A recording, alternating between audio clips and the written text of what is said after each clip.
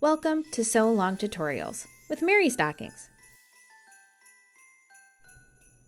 In this series, you will follow us step by step through constructing the many felt craft kits of MerryStockings. Follow along with the entire video, or if you're stuck, find the correct step and let's figure it out together. We look forward to sewing along with you.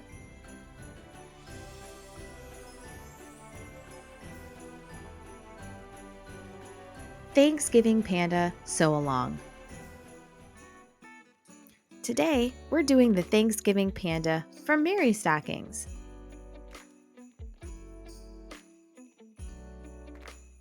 Included in this kit is the colored instructions booklet. This includes the illustration, sewing and placement guide, and the step-by-step instructions we will be following. The illustrated photo will show you your piece placement guides, where your sequins go, and which lines are for the embroidery. Your booklet also includes boxes next to your steps so you can check them off to keep your place. Each line of instructions will tell you exactly what you need to do, as in embroidery, sequencing, and what you need to applique next.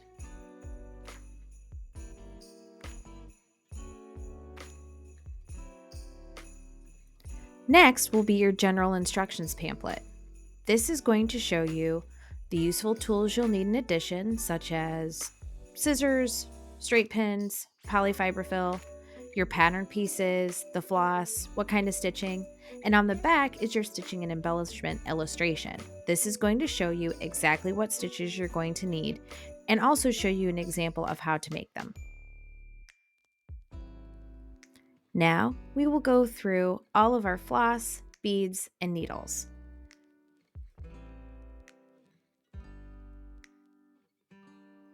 Here we've included an itemized list of everything that you should have in your kit. The DMC color and how many lengths of 36-inch floss per color, the sequin guide including color and how many packs of each, and the color and packs of beads.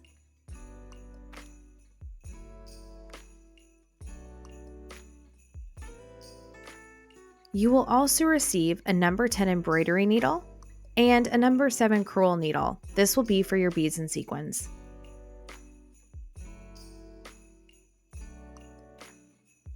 Now that we've checked to make sure we have all of our items before we begin, we're going to start separating our beads and our floss.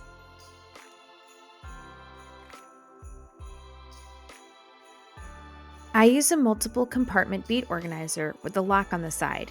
Each bead color and sequin will get its own compartment. Whenever I have an extra compartment, I use it for extra needles or pins. This organizer is completely optional and sometimes makes things a bit easier. Let's get started.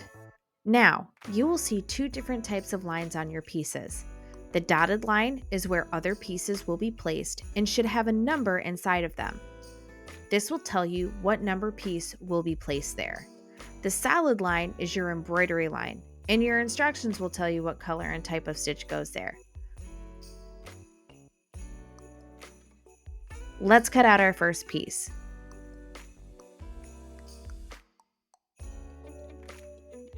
When you're finished, it should look just like this. Our first step is to embroider the ear and back paw on Panda Front using 2 strands of gray floss and an outline stitch.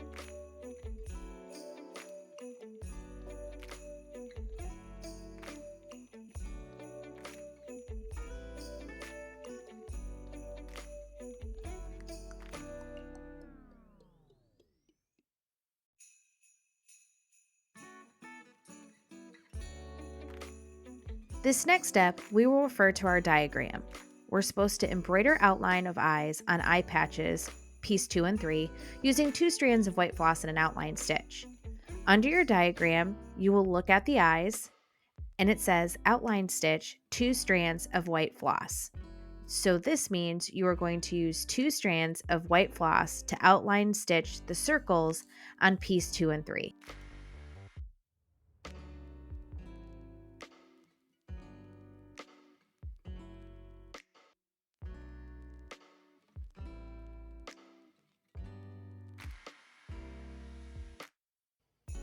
Once finished embroidering the outline and placing the highlights from the next step, you're going to applique the eye patches, piece 2 and 3, to the head, which is going to be piece number 4.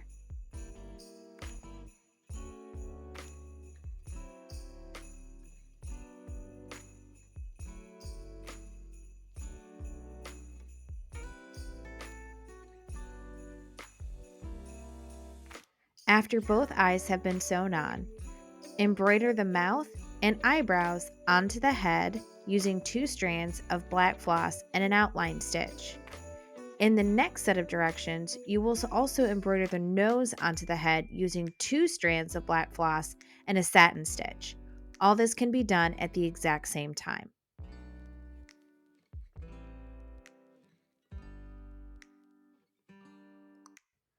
Piece number 4 will then be placed onto the bear.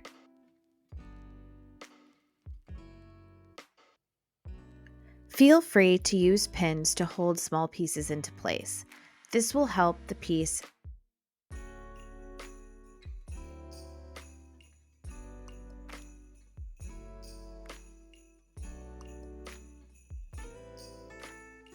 Once finished, we'll move on to the chef hat. What I like to do is I like to do the small bits on each side and then do the curved pieces that connect to them. This will hide where the previous stitches has ended. We're going to embroider the chef hat using 2 strands of black floss and an outline stitch.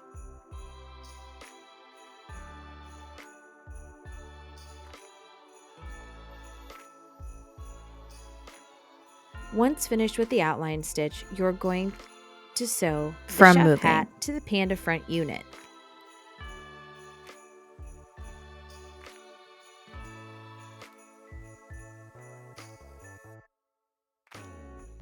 Once finished, he'll look like this. Now we're going to move on to our next step, which is to embroider the pumpkin stem on the belly, number 6, using 2 strands of brown floss and a satin stitch.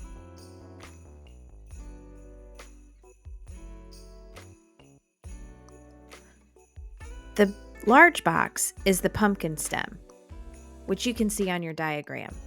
The stem on the right is the apple stem. We'll get to that later.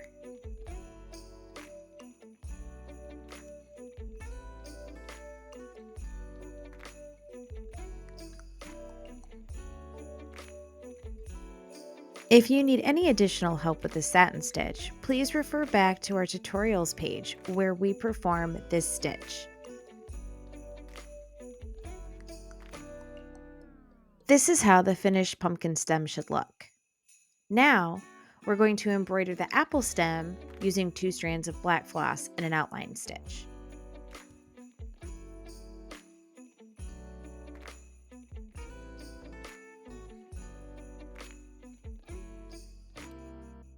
Sometimes you might pull your knot end through the front of your work. That's okay. You can simply just pull it back out through the back.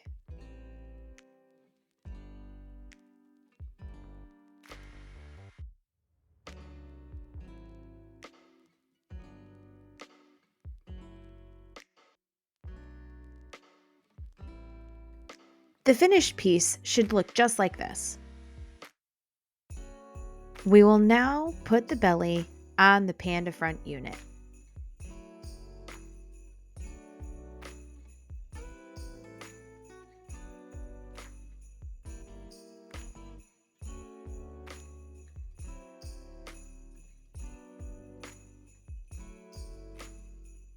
He looks so cute! Now we got his belly on.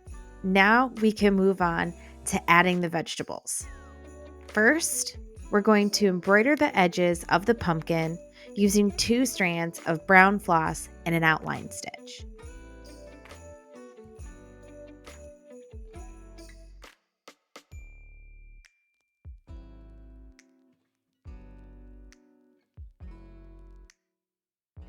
A great tip is to not only read the step that you're on now, but read the step below it. As you can see, we are going to be doing the edges of the pumpkin using 2 strands of brown floss. The next step is to embroider the squash stem on the same piece using 2 strands of brown floss. In this case, we can go ahead and just do them both at the same time instead of cutting, re-knotting, and going back onto the piece.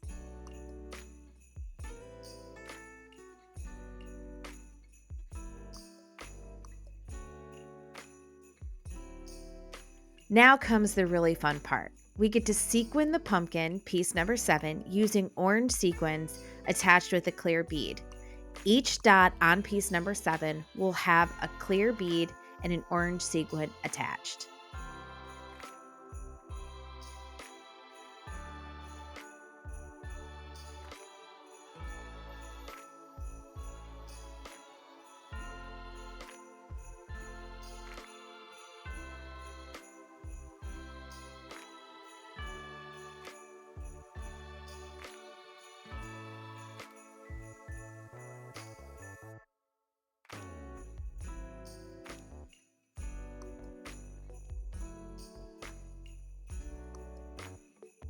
After placing the last sequin, it should look just like this. After, we're going to applique the pumpkin right to the bear front. You can use a pin to pin the pumpkin in place so it doesn't slide. Then, you're simply just going to sew the pumpkin onto the panda unit piece.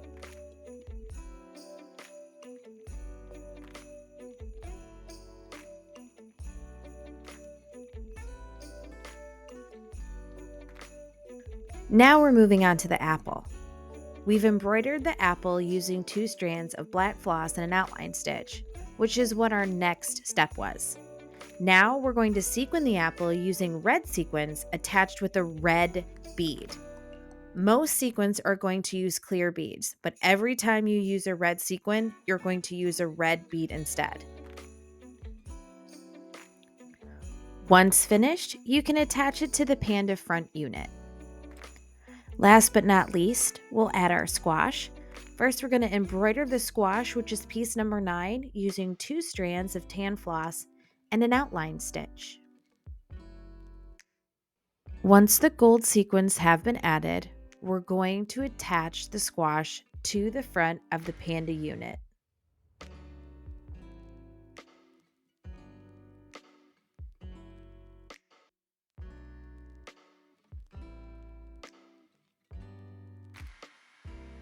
And here's our panda, complete with all of his vegetables. Now we're going to go ahead and move on to our next step. This is my favorite step in this panda. Now we're going to embroider the cutouts of his pie using 2 strands of ruby floss and a satin stitch. The pie comes in 2 pieces. It's going to be piece 10 and piece 11. Piece 10 is the crust and piece 11 is the pie pan.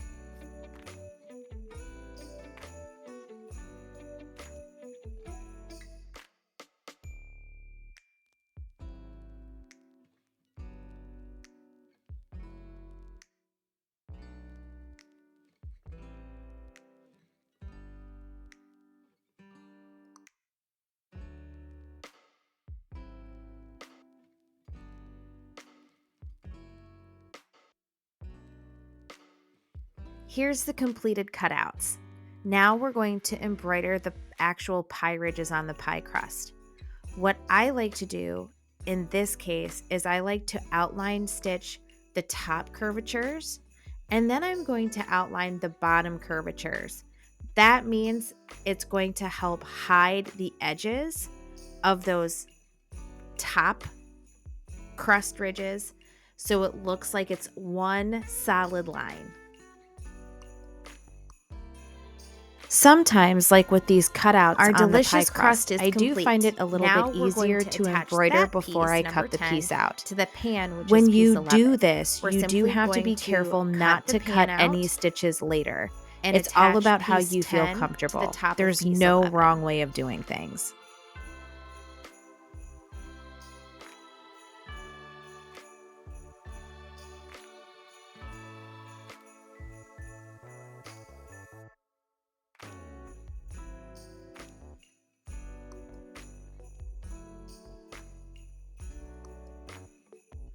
We're going to complete the pie pan by using sequins, and we're going to use brown sequins attached with a clear bead on the very bottom of the pie pan.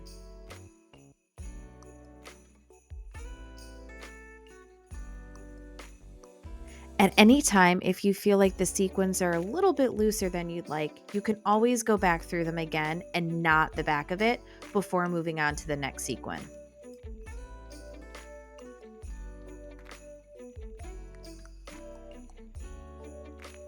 Once finished, it's going to look just like this, and this is where we're going to attach it to our Panda Front unit. As you can see, I've left the brown thread from putting on the sequins attached. We're just going to use that to go ahead and attach the pie pan to our Panda Front unit. Instead of stopping and using light brown floss, what I like to do is I will use the same color floss and go in between my 2 layers of felt to attach that bigger piece. It saves a little bit of time.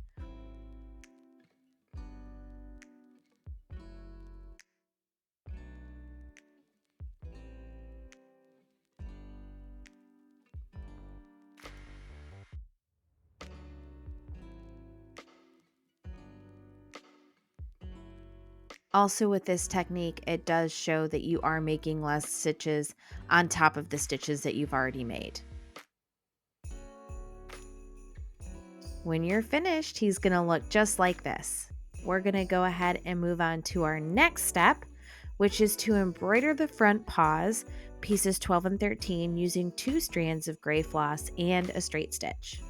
There's a really cool trick that you can use on a stitch with a straight stitch or an outline stitch on an edge. Instead of wrapping the stitch completely around the piece, stick your needle through the very edge of the felt piece. Then just go to where the next stitch starts. Use your finger or your fingernail to guide the stitch into place. This will make it have a crisp edge, as well as it being easier to knot in the back later. It will also keep the stitches from moving. Using the front cover or the panda in the diagram, you can see where we are going to be placing each paw. 12 and 14 are going to be on the left side, 13 and 15 are going to be on the right side. We're going to place them over the pie like he's holding on to the pan.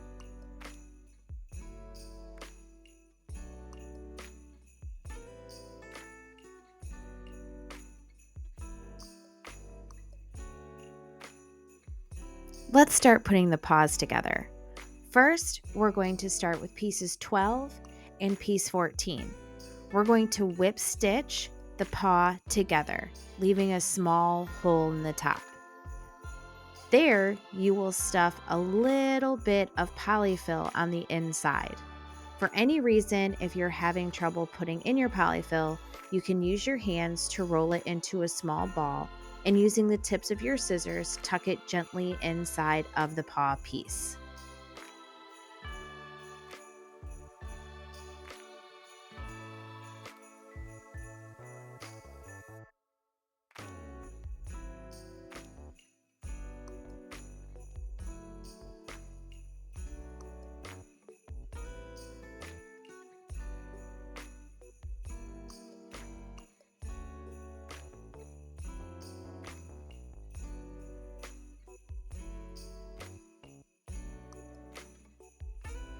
After the stuffing is inside, just continue whip stitching until you've closed the gap completely. Repeat for pieces 13 and 15. We will then attach the paws to your Panda Front unit.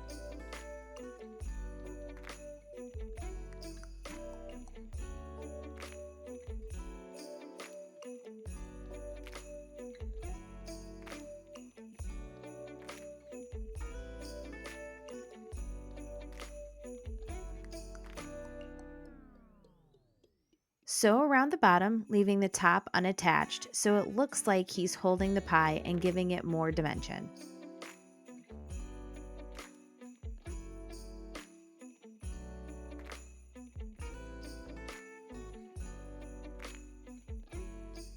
Once you're finished adding the paws, he's going to look like this.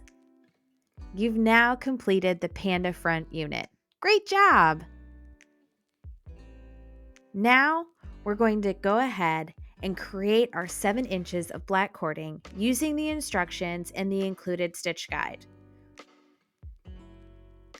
You will see at the bottom of the instructions how to make cording.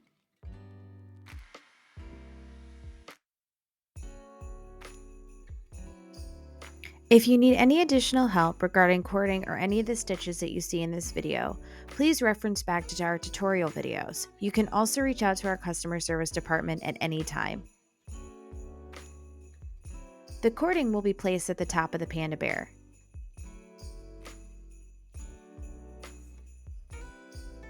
Now we're going to cut out the back of the panda, which is unit 16. We're going to stitch together the Panda Front to the Panda Back, changing the floss color to match the front and stuffing lightly as you go.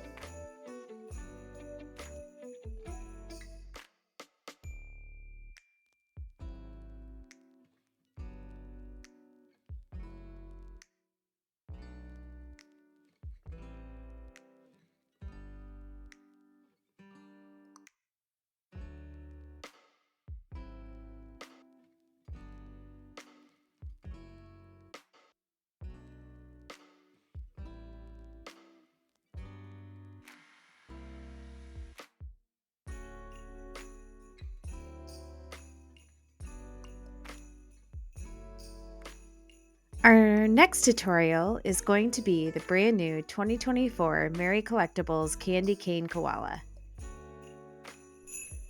We look forward to seeing you on the next MerryStockings tutorial. Please be sure to like and subscribe to see more videos.